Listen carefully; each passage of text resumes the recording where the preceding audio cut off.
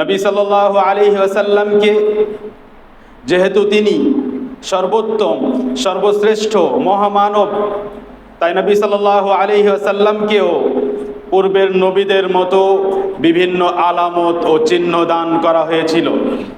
কিন্তু নবী সাল্লাল্লাহু আলাইহি ওয়াসাল্লামকে যা দান করা হয়েছে তার সংখ্যা পূর্বের নবীগণের চাইতে, পূর্বের রাসূলগণের চাইতে বেশি।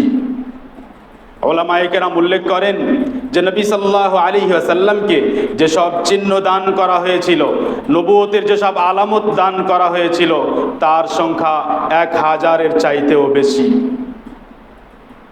মনে রাখার বিষয় হলো যে নবীগণকে যেসব চিহ্ন, যেসব আলামত দান করা হয়েছে তা শুধু এমন নয় যা চোখে দেখা যাবে, বরং কিছু এমনও যা দেখা যাবে না, এবং কিছু এমনও যা তাদের জীবনের সাথে, তাদের আচরণের সাথে, তাদের ব্যবহারের সাথে, চলাফেরার সাথে সম্পৃক্ত।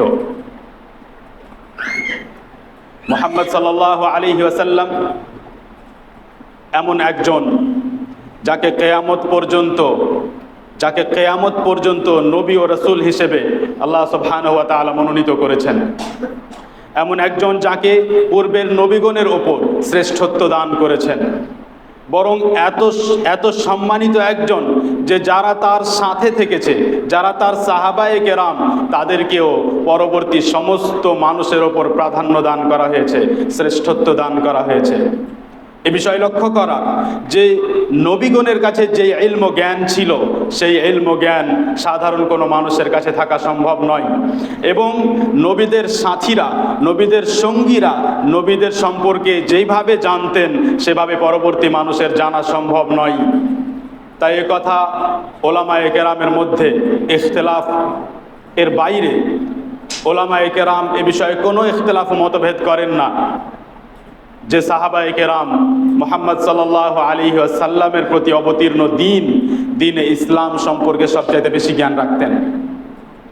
মুহাম্মদ সাল্লাল্লাহু আলাইহি ওয়াসাল্লাম এমন একজন নবী যার আসার পূর্বেই পূর্বের নবীগণ, পূর্বের রাসূলগণ তার আসার, তার আগমনের সুসংবাদ প্রদান করেছেন।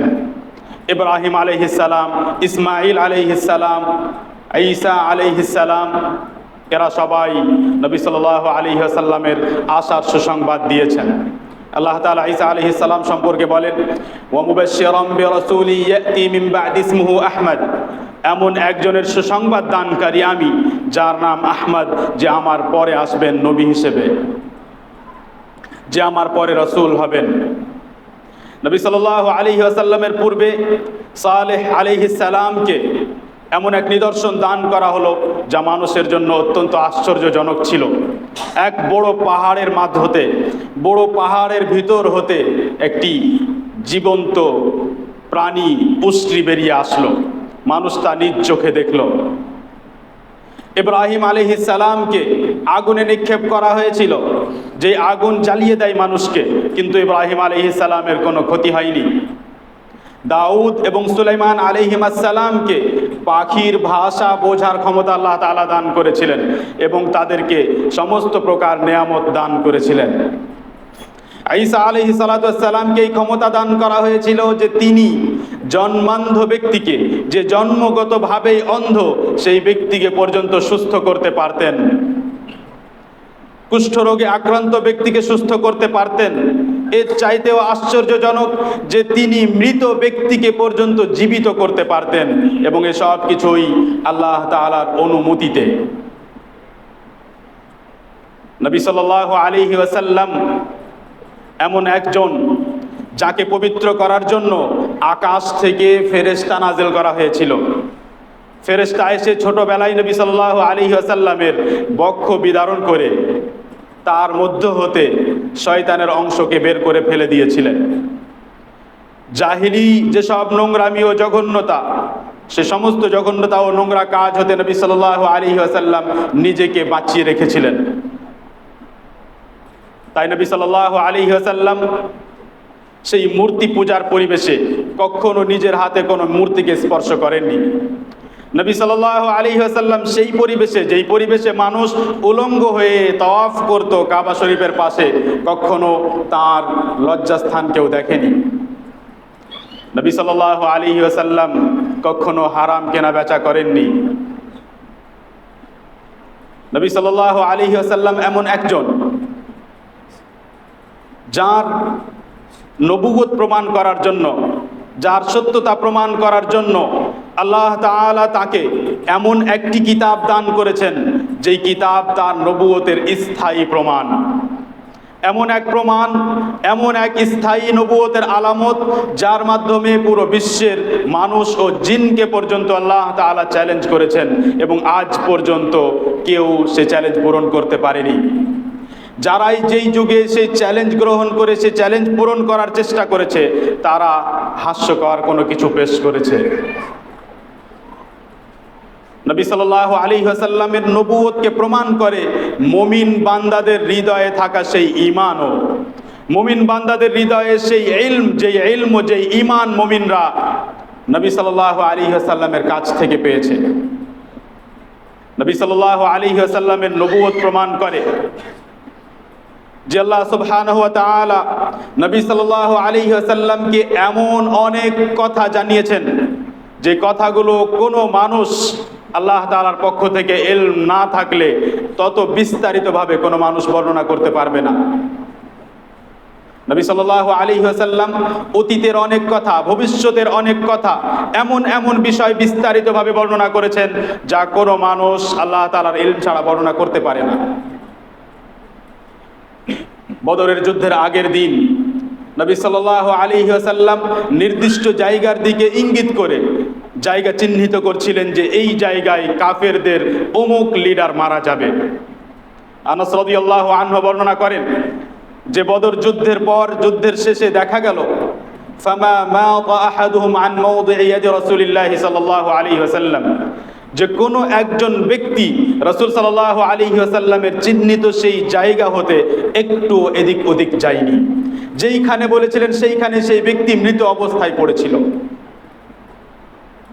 খায়বারের যুদ্ধের সময় নবী সাল্লাল্লাহু আলাইহি ওয়াসাল্লাম খায়বারের পানে যান এবং খায়বারে প্রবেশ করার সময় নবী সাল্লাল্লাহু আলাইহি ওয়াসাল্লাম বলেন, আল্লাহু আকবার, খারিবাত খায়বার, খায়বার তো ধ্বংস হয়ে গেল। একথা নবী সাল্লাল্লাহু আলাইহি ওয়াসাল্লাম খায়বার বিজয় হওয়ার আগেই বলে থাকেন এবং নবী সাল্লাল্লাহু আলাইহি ওয়াসাল্লাম যেইভাবে বলেছিলেন সেইভাবেই খায়বার বিজয় হয়। শেষ জীবনে নবী সাল্লাল্লাহু আলাইহি ওয়াসাল্লামকে জানানো হয়েছিল তার মৃত্যু সম্পর্কে। তাই নবী সাল্লাল্লাহু আলাইহি ওয়াসাল্লাম মৃত্যুর পূর্বেই সাহাবায়ে কেরামকে ইঙ্গিত করেছিলেন যে তিনি যেন নিজের শেষ সময় এখন অতিবাহিত করছেন।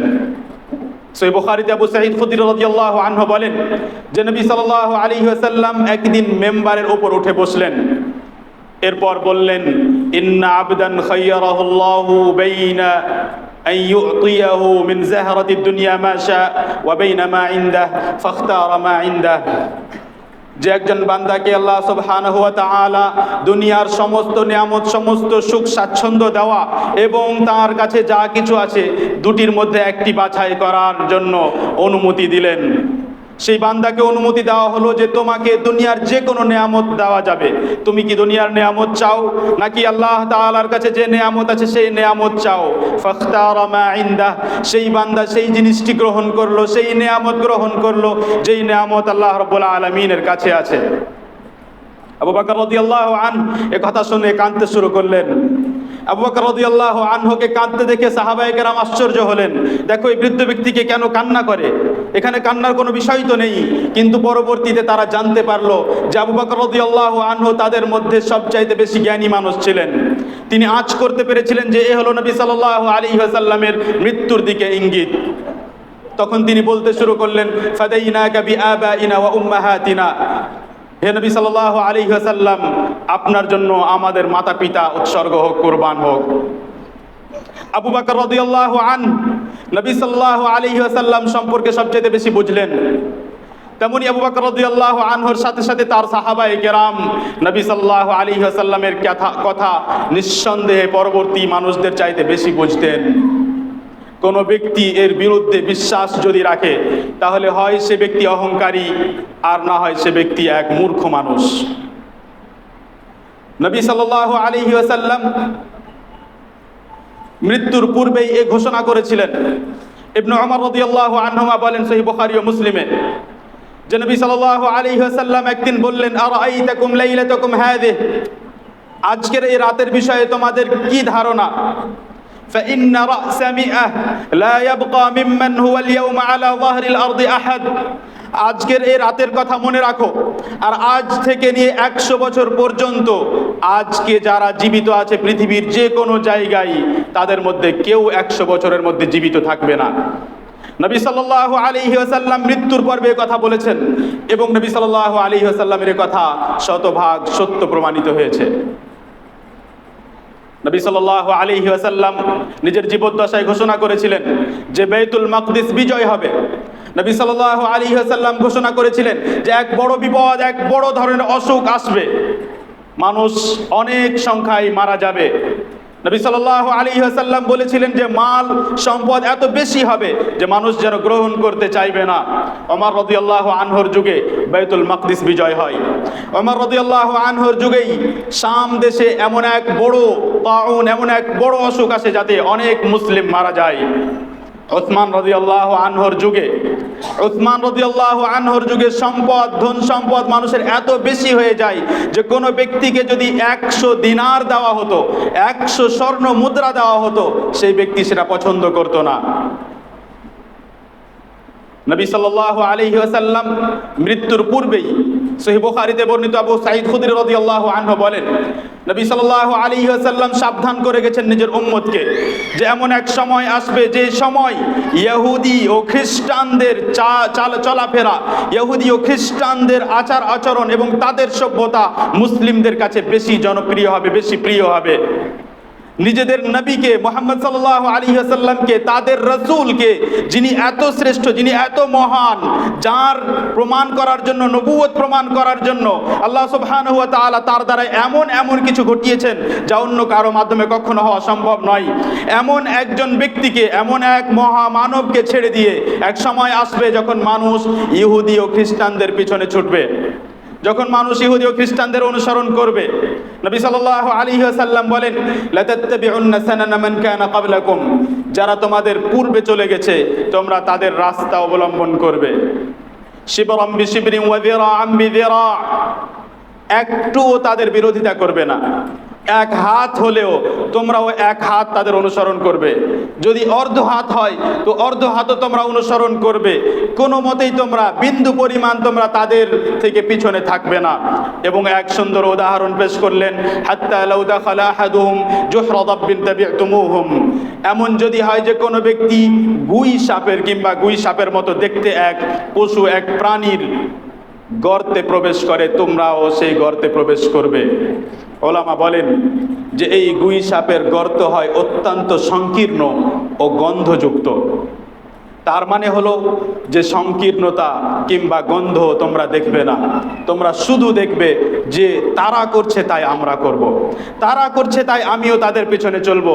এটা দেখবে না যে আসলে তারা যেটা করছে সেটা কত জঘন্য, এটা দেখবে না যে তারা যত করছে সেটা কত নোংরা, তাতে কত সংকীর্ণতা আছে, এবং কিভাবে তারা যেটা করছে সেটাকে ধরতে গিয়ে কিভাবে আমি মুহাম্মদ সাল্লাল্লাহু আলাইহি ওয়াসাল্লামের অপমান করছি, কিভাবে আমি মুহাম্মদ সাল্লাল্লাহু আলাইহি ওয়াসাল্লামের শরীয়তকে অবহেলা করছি, তাকে নিয়ে উপহাস করছি।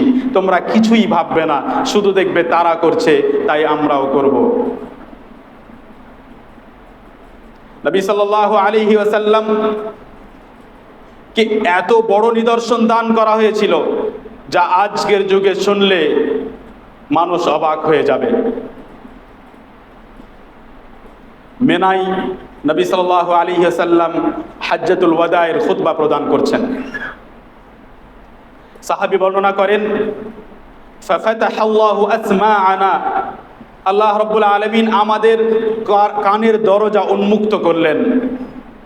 হাত্তা ইন্না কুন্না লানাসমাউ মা ইয়াকুলু ওয়া নাহনু ফি মানাজিলিনা, আমরা নিজ নিজ স্থল হতে, নিজ নিজ অবস্থানের জায়গা হতেই নবী সাল্লাল্লাহু আলাইহি ওয়াসাল্লামের কথা শুনছিলাম। জানেন সেই সময় কতজন শ্রোতা ছিল সেখানে?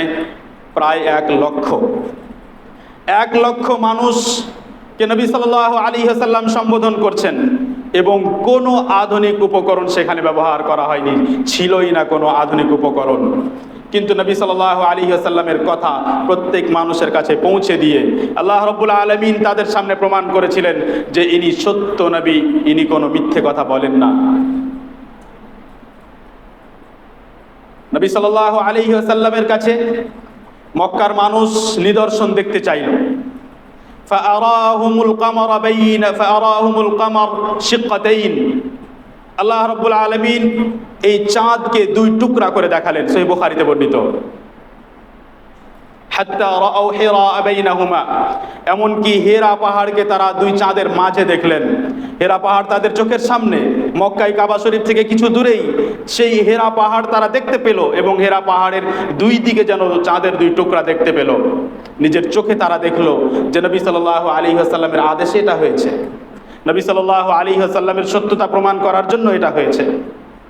এবং নবী সাল্লাল্লাহু আলাইহি ওয়াসাল্লামকে যখন চ্যালেঞ্জ করা হয় যে আপনি এই কাজ করতে পারলে আমরা ঈমান আনবো, আপনাকে সত্য হিসাবে মেনে নেব, তখন যা সংঘটিত হয় সেটাকেই মুজিজা বলা হয়, কারণ এর মাধ্যমেই মানুষের অক্ষমতা প্রমাণিত হয়। নবী সাল্লাল্লাহু আলাইহি ওয়াসাল্লাম যখন কোনো ব্যক্তির জন্য দোয়া করতেন, কিভাবে তার দোয়ার প্রভাব দেখা যেত। অবাক হবেন শুনে যে আনাস বিন মালিক রাদিয়াল্লাহু আনহুর জন্য নবী সাল্লাল্লাহু আলাইহি ওয়াসাল্লাম দোয়া করেছিলেন, সহিহ বুখারীতে বর্ণিত। আনাস বিন মালিক রাদিয়াল্লাহু আনহুর জন্য নবী সাল্লাল্লাহু আলাইহি ওয়াসাল্লাম দোয়া করলেন, আল্লাহুম্মা বারিক লাহু ফি রিজকি, আল্লাহুম্মা আকসির মালাহু ওয়া ওয়ালাদাহ, হে আল্লাহ তাআলা আনাস রাদিয়াল্লাহু আনহুর সম্পদকে তুমি বাড়িয়ে দাও, তার সন্তান সন্ততিতে বরকত দান করো। আনাস বিন মালিক রাদিয়াল্লাহু আনহু সম্পর্কে বর্ণনা করা হয়েছে যে তিনি নিজ হাতে 120 সন্তান সন্ততিকে নিজের 120 জন সন্তান সন্ততিকে দাফন করেছেন, এবং তখন তিনি জীবিত ছিলেন। সহিহ বুখারীতেই বর্ণিত উরওয়া আল বারিকি রাদিয়াল্লাহু আনহু একজন ব্যবসায়ী ছিলেন, তিনি ব্যবসা করতেন, এবং কোনো এক সময় নবী সাল্লাল্লাহু আলাইহি ওয়াসাল্লাম তার ব্যবসায় বরকতের জন্য দোয়া করেছিলেন। তখন তার ব্যাপারে বলা হলো, হাত্তা লাউ বাআ তুরাবান লাউ ইশতারা তুরাবান লারাবিহা ফি। উরওয়া আল বারিকির অবস্থা এমন হয়ে গিয়েছিল যে কোনো বিষয়, যে কোনো ব্যবসা করলে তিনি লাভবান হতেন, যে কোনো ব্যবসায় তার লাভ হয়ে যেত, এমনকি যদি মাটি ক্রয় করে বিক্রি করতেন তবুও তাতে তার লাভ হতো। ছিল নবী সাল্লাল্লাহু আলাইহি ওয়াসাল্লামের দোয়ার প্রভাব। নবী সাল্লাল্লাহু আলাইহি ওয়াসাল্লাম এমন একজন যার নিদর্শন, যার নবুয়তের সত্যতা আল্লাহ সুবহানাহু ওয়া তাআলা পশু প্রাণীর মাধ্যমেও প্রমাণ করেছেন। আবু দাউদ রাহিমাহুল্লাহ বর্ণনা করেন, আব্দুল্লাহ ইবনে জাফর ইবনে আবি তালিব রাদিয়াল্লাহু আনহু বর্ণনা করেন যে নবী সাল্লাল্লাহু আলাইহি ওয়াসাল্লাম কোনো একদিন কোনো এক আনসারীর বাগানে প্রবেশ করলেন। নবী সাল্লাল্লাহু আলাইহি ওয়াসাল্লাম একটি উটকে দেখলেন যে সেই উট কান্না করছে, এবং সেই উট এসে নবী সাল্লাল্লাহু আলাইহি ওয়াসাল্লামকে যেন কিছু বলল। নবী সাল্লাল্লাহু আলাইহি ওয়াসাল্লাম সেই ব্যক্তিকে ডাকলেন, যে বাগানের মালিককে। একজন আনসারী যুবক নবী সাল্লাল্লাহু আলাইহি ওয়াসাল্লামের কাছে আসলো। নবী সাল্লাল্লাহু আলাইহি ওয়াসাল্লাম সেই আনসারী যুবককে সম্বোধন করে বললেন, আমা তাত্তাকিল্লাহা ফি হাযিহিল বাহিমা আল্লাতী মাল্লাকাকাহা আল্লাহ। এই পশু সম্পর্কে কি তোমার আল্লাহর ভয় হয় না? যেই পশুর মালিক আল্লাহ তাআলা তোমাকে বানিয়েছেন, তুমি কি এর ব্যাপারে ভয় করো না? ফাইন্নাহু শাকা ইলাই আন্নাকা তুজিউহু ওয়া তুদইবুহু। এই প্রাণী, এই পশু আমার কাছে অভিযোগ করেছে যে তুমি নাকি তাকে ক্ষুধার্ত রাখো, তুমি নাকি তাকে ঠিকভাবে খাবার দাও না, এবং তুমি নাকি তাকে খুব ক্লান্ত করো। নবী সাল্লাল্লাহু আলাইহি ওয়াসাল্লাম কোনো পাত্রে হাত রেখেছেন, এবং তার আঙ্গুলের মাঝ থেকে ঝর্ণার মতো পানি প্রবাহিত হয়েছে। নবী সাল্লাল্লাহু আলাইহি ওয়াসাল্লাম কোথাও উপস্থিত হয়েছেন এবং বরকতের জন্য দোয়া করেছেন। এত বরকত হয়েছে যে মানুষ অবাক হয়ে গেছে। সহিহ বুখারীতে বর্ণিত জাবির ইবনে আব্দুল্লাহ রাদিয়াল্লাহু আনহু বলেন যে হুদাইবিয়ার সময় আমাদের পানির সংকট হলো, এমনকি ওযু করার জন্য, পানি পান করার জন্য আমাদের কাছে পানি ছিল না। নবী সাল্লাল্লাহু আলাইহি ওয়াসাল্লামের সামনে ছোট্ট একটি পাত্র রাখা ছিল। ফাওয়াদাআ ইয়াদাহু ফির রাকওয়া, সেই পাত্রটিতে নবী সাল্লাল্লাহু আলাইহি ওয়াসাল্লাম হাত রাখলেন। ফাজাআলাল মাউ ইয়াসুরু বাইনা আসাবিহি কাআমসালিল উয়ুন। রাসূল সাল্লাল্লাহু আলাইহি ওয়াসাল্লামের আঙ্গুলের মাঝ দিয়ে যেন ঝর্ণার মতো পানি প্রবাহিত হলো। জাবের রাদিয়াল্লাহু আনহুকে জিজ্ঞেস করা হলো যে আপনাদের সংখ্যা কত ছিল? তিনি বললেন, লাউ কুন্না মিআতা আলফিন লাকাফানা, যদি আমরা 1,00,000 হতাম, পানি এত বেশি ছিল যে আমাদের সবার জন্য যথেষ্ট হতো। কুন্না খামসা আশরাতা মিআ, কিন্তু আমাদের সংখ্যা ছিল 1500। খন্দকের যুদ্ধের সময়, গজওয়াতুল আহজাবের সময় জাবির ইবনে আব্দুল্লাহ রাদিয়াল্লাহু আনহু নবী সাল্লাল্লাহু আলাইহি ওয়াসাল্লামের মুখমণ্ডল দেখে, তার অবস্থা দেখে বুঝলেন যে তিনি ক্ষুধার্ত। তাই নবী সাল্লাল্লাহু আলাইহি ওয়াসাল্লামের জন্য খাবারের কিছু ব্যবস্থা করলেন।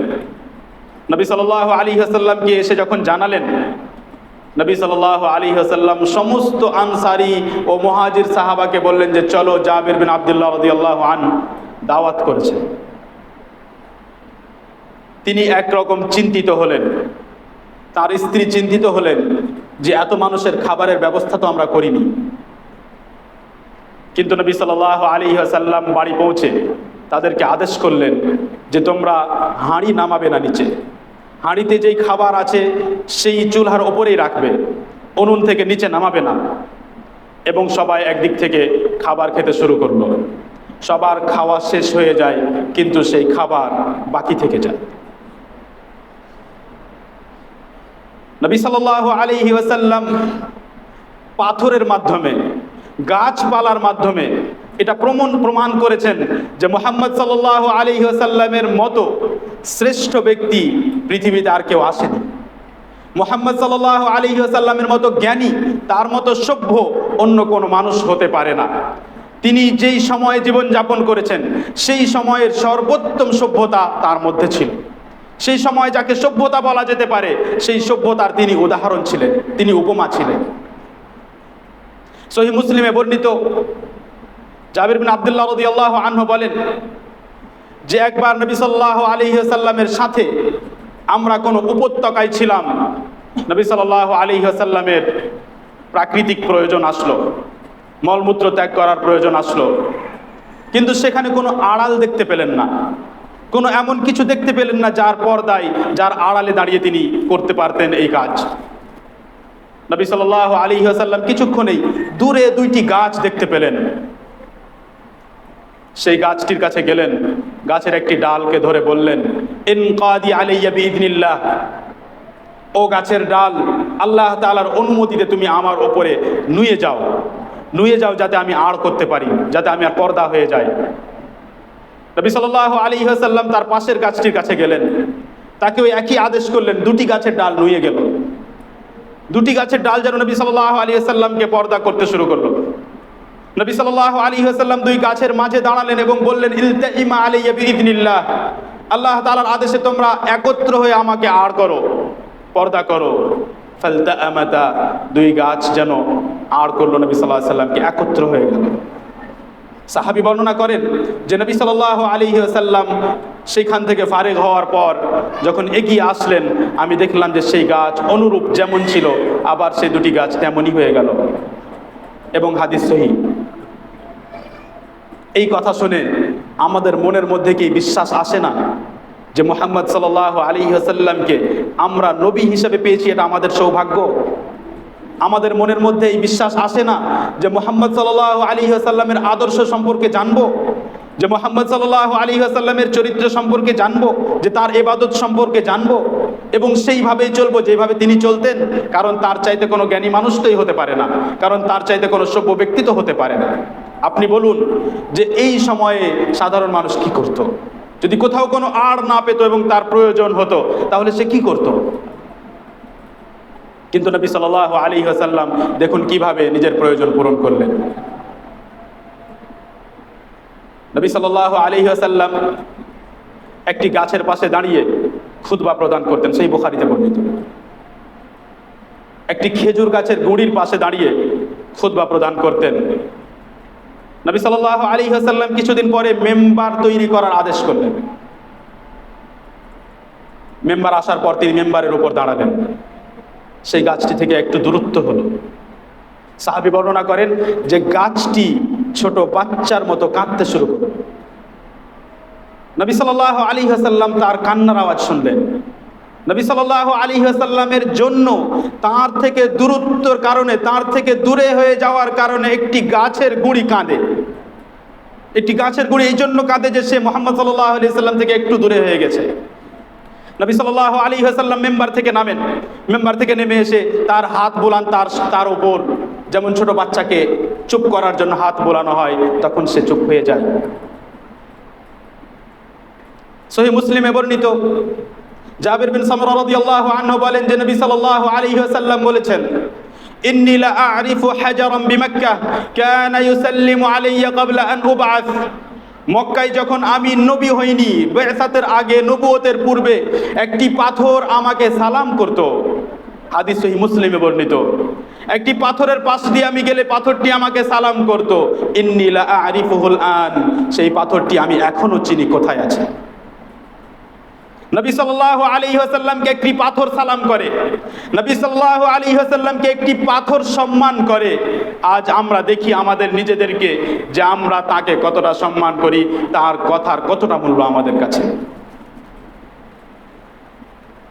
সহিহ বুখারীতে বর্ণিত নবী সাল্লাল্লাহু আলাইহি ওয়াসাল্লাম একদিন আবু বকর, ওমর এবং উসমান রাদিয়াল্লাহু আনহুমের সাথে উহুদের পাহাড়ের উপরে ছিলেন। উহুদ পাহাড়ের উপরে চেপে আছেন। হঠাৎ উহুদ পাহাড় প্রকম্পিত হয়, নড়তে শুরু করে, কাঁপতে শুরু করে। নবী সাল্লাল্লাহু আলাইহি ওয়াসাল্লাম পায়ে ইঙ্গিত করে উহুদ পাহাড়কে সম্বোধন করেন, উসবুত উহুদ, উহুদ থেমে যাও, স্থির হয়ে যাও। উহুদ স্থির হয়ে যায়।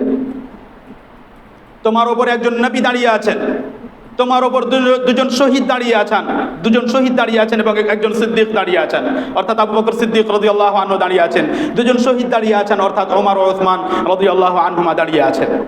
তোমার উপরে অন্য কেউ নেই, নবী আছেন একজন, সিদ্দিক আছেন এবং দুজন শহীদ আছেন। তুমি স্থির হয়ে যাও। স্থির হয়ে গেল পাথর। নবী সাল্লাল্লাহু আলাইহি ওয়াসাল্লামের কথা পাথর পর্যন্ত মেনে নেয়। আজ আমরা নিজেদেরকে এত জ্ঞানী মনে করি যে নবী সাল্লাল্লাহু আলাইহি ওয়াসাল্লামের কথা এই বিষয়ে কি আছে এবং এই বিষয়ে এই অমুক মাসআলায় নবী সাল্লাল্লাহু আলাইহি ওয়াসাল্লাম কি বলেছেন এবং যা বলেছেন তা সাহাবায়ে কেরাম কি বুঝেছেন, এ বিষয়ে যে আমাদেরকে জানতে হবে, সেই অনুভূতি, সেই জ্ঞানও আমাদের নাই। আমরা প্রয়োজন মনে করি না যে নবী সাল্লাল্লাহু আলাইহি ওয়াসাল্লামের কথা জানি। আমরা মনে করি যে শুধু সালাতের বিষয়ে, তাহারাতের বিষয়ে, ওযু করার বিষয়ে, হায়েজ ও নিফাসের বিষয়ে এবং কিছু মাসআলাতেই হাদিসের ব্যাপারে জানতে হবে। আমরা মনে করি না যদি রাষ্ট্রীয় কোনো বিষয় হয়, নেতার বিষয়ে কোনো বিষয় হয়, মিছিল করার ব্যাপারে কোনো বিষয় আসে, আরও কোনো অন্যান্য মাসআলা আসে যেগুলোকে আমরা বড় রাজনৈতিক বিষয় মনে করি, আমরা মনে করি না যে এই বিষয়েও নবী সাল্লাল্লাহু আলাইহি ওয়াসাল্লামের কাছ থেকে নির্দেশনা নিতে হবে। সেই সময় আর আমরা বুখারীর দিকে যাই না, সেই সময় আর সহিহ মুসলিমের দিকে যাই না, সেই সময় আর সাহাবায়ে কেরামের কথা যারা নিজের কিতাবে উল্লেখ করেছেন তাদের কিতাবের দিকে আর যেতে চাই না, বরং সেই সময় আমরা যাই ওই সমস্ত মানুষের কিতাবের দিকে যারা আজ থেকে প্রায় 100 বছরের মধ্যে জীবন যাপন করেছে এবং যাদের সম্পর্কই নেই সাহাবায়ে কেরামের সাথে। এমন কিছু মানুষের কিতাব পড়ি যেই মানুষগুলো সাহাবায়ে কেরামের সম্মানই বোঝেনি, যেই মানুষগুলো সাহাবায়ে কেরামের সম্মানই বুঝতে পারেনি, যেই মানুষগুলো সাহাবায়ে কেরামের কথা সরাসরি পড়েই দেখেনি, যেই মানুষগুলো সাহাবায়ে কেরামের মর্যাদা রাখে না, যে মানুষগুলো মনেই করে না যে নবী সাল্লাল্লাহু আলাইহি ওয়াসাল্লামের কথা সবচাইতে বেশি ভালোভাবে সাহাবায়ে কেরাম বুঝেছেন। এটা বাস্তব। আপনি মানুন আর না মানুন, আপনি না মানলে কি হবে? নবী সাল্লাল্লাহু আলাইহি ওয়াসাল্লাম যা বলেছেন তা যেমন অন্য কোনো মানুষ জানতো না, তেমনি নবী সাল্লাল্লাহু আলাইহি ওয়াসাল্লামের কথা হতে সাহাবায়ে কেরাম যা বুঝেছেন সেই রকমভাবে অন্য কোনো মানুষ বুঝতে পারবে না।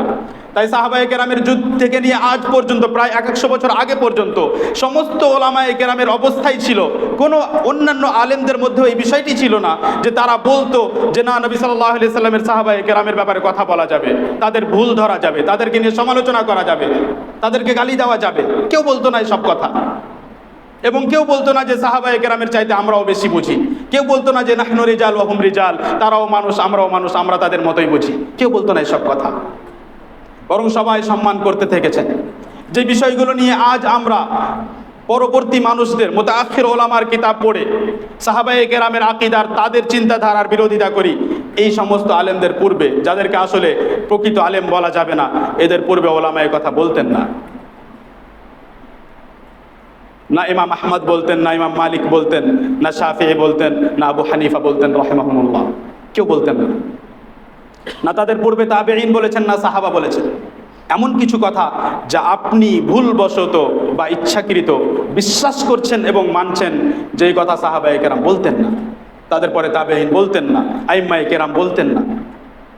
এবং সব কিছুর কারণ হলো যে আমরা মুহাম্মদ সাল্লাল্লাহু আলাইহি ওয়াসাল্লাম এর সম্মান ও মর্যাদাকে বুঝিনি।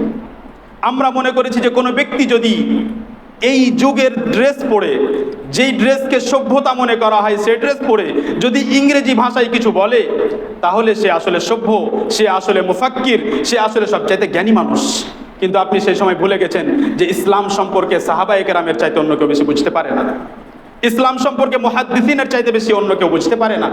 আজ পর্যন্ত যাদেরকে আপনি জ্ঞানী মনে করেন, তাদের সামনে যদি সহিহ বুখারীর একটি লাইন রেখে দেওয়া হয়, তাহলে অবস্থা খারাপ হয়ে যাবে। আসলে বাস্তবতা সেটা নয় যেটা আমরা মনে করি। বাস্তবতা হলো যে মুহাম্মদ সাল্লাল্লাহু আলাইহি ওয়াসাল্লামই সবচাইতে জ্ঞানী, আপনি মানুন আর নাই মানুন। মুহাম্মদ সাল্লাল্লাহু আলাইহি ওয়াসাল্লামই সবচাইতে বেশি সভ্য, এবং সেই জন্যই তার নবুয়তকে প্রমাণ করার জন্য আল্লাহ সুবহানাহু ওয়া তাআলা সব নিদর্শন আমাদেরকে নিজ চোখে দেখিয়েছেন। আল্লাহ তাআলা আমাদেরকে হিদায়াত দান করুন।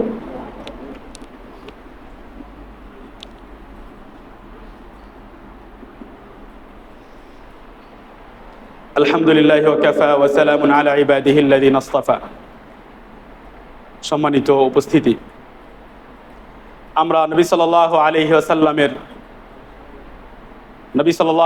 ওয়াসাল্লাম এর নবুয়তের প্রমাণ, আলামত সম্পর্কে শুনলাম, এবং যার উদ্দেশ্য ছিল যে যাতে আমরা মুহাম্মদ সাল্লাল্লাহু আলাইহি ওয়াসাল্লামের সম্মানকে বুঝি, যাতে আমরা আমাদের নবীকে সবচাইতে বেশি সম্মান করি, যাতে আমাদের মনের মধ্যে এই আবেগ আসে যে আমরা আমাদের নবী মুহাম্মদ সাল্লাল্লাহু আলাইহি ওয়াসাল্লাম সম্পর্কে জানবো, তার আদর্শ কি ছিল এবং তিনি কিভাবে ইবাদত করতেন তা জানবো এবং তার অনুসরণ করব।